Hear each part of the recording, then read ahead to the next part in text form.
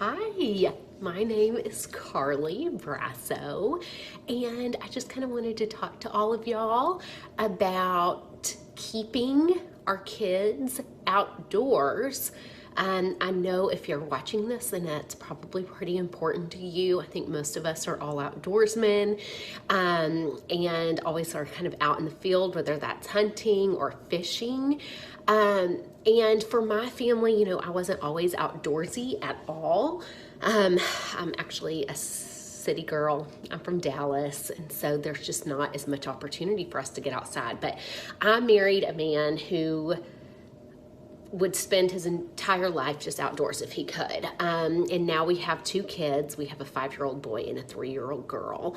And I don't want to sit here and preach because, trust me, our kids get plenty of TV time and we veg out in front of the TV and play inside. But we have really tried to be very mindful of getting our kids outside and keeping them outdoors. We just think that's so important. We know what's happening kind of to our next generation as far as the iPads and computers and TV.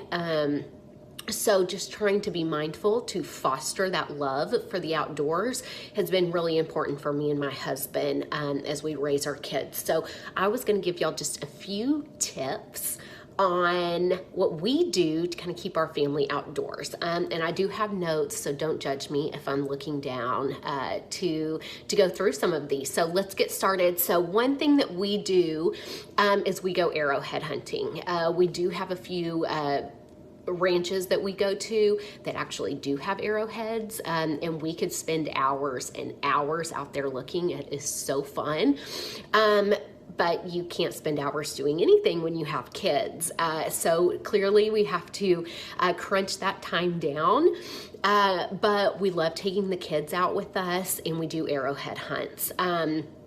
Really, basically, we just tell them if you can find a rock that looks like a triangle.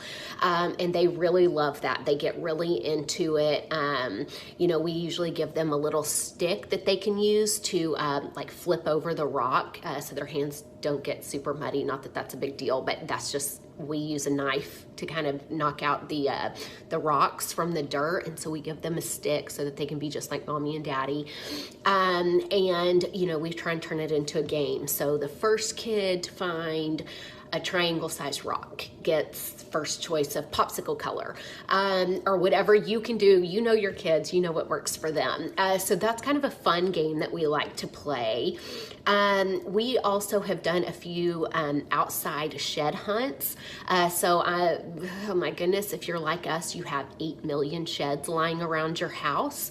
And we will put those all over the backyard.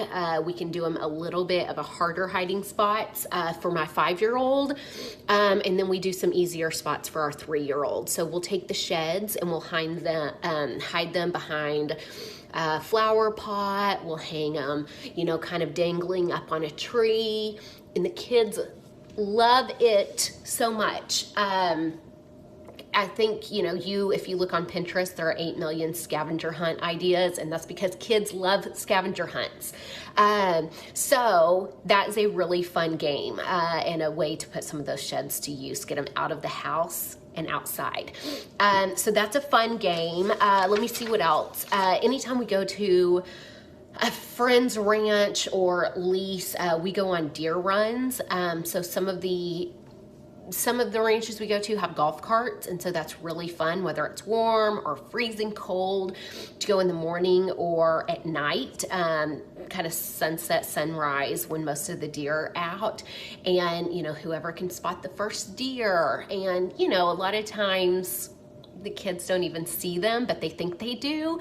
And I think just building kind of that excitement with them about seeing wildlife is very important. That just is kind of one more little thing that pushes them towards loving being outside.